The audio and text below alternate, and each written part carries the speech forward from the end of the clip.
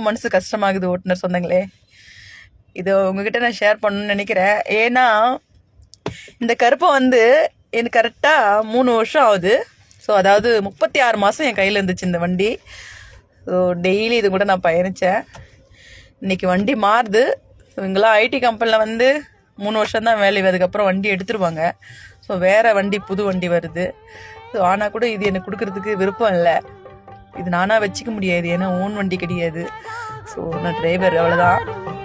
ஆனால் கூட இந்த வண்டி 3 வருஷமாக எனக்கு எல்லா விஷயத்துலையும் எனக்கு கை கொடுத்துச்சு நண்பர்களே. நம்புறீங்களோ என்னவோ தெரியல, சத்தியமாக நான் சொல்கிறேன்.